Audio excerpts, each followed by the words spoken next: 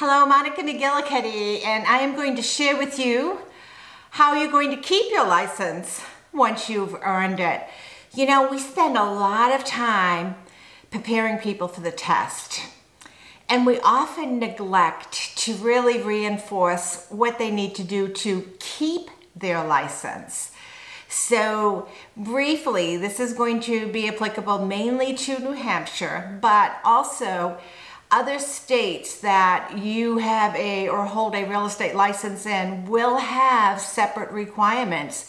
Some of them are very similar to New Hampshire. Some of them have harder requirements, meaning they require more continuing education hours, and some less. So in New Hampshire, and I'm going to really focus in on those of you that have just gotten your New Hampshire real estate license. Yay, congratulations.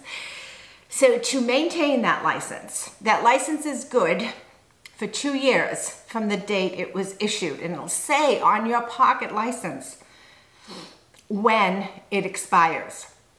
So 2 years from the date it was issued. In that time frame, you have to be able to accumulate 15 hours of continuing education credits.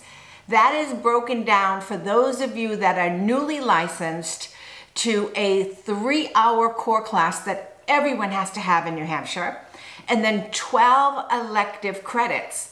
However, the newly licensed folks, your 12 elective credits have to come from a certain category of required courses. And the 4 main required topics are going to be, you need a class in the agency category, you need a class in ethics, you need a class in contracts, you need a class in disclosures. So those are your 4 topics, the main topics that you're going to have classes from. Those classes all begin with a PE number. Each instructor has their own number, but they all begin with a PE number if it falls into the category of required. Once you've renewed for the first time, you never have to worry about that again. You can just get any 12 elective classes in any grouping you want. Online, virtual, correspondence, in person. Doesn't matter as long as you have 12 approved credits in a 3-hour core in a 2-year window.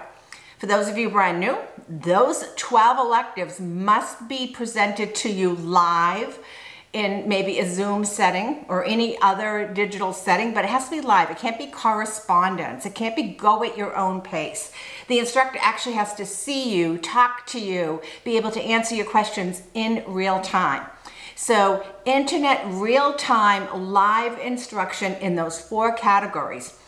And then, because you're required to have 12 credits in those categories, should you take a class that's approved and only approved for 2 hours rather than 3 hours, there's another category of optional required classes because you have to have 12 credits. And not every class is going to be approved for 3 hours each.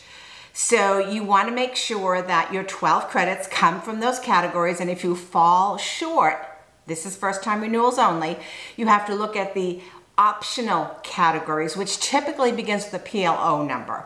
So your optional might be negotiating, might be marketing, might be social media marketing, a whole bunch of different other categories, topics that fall into that category.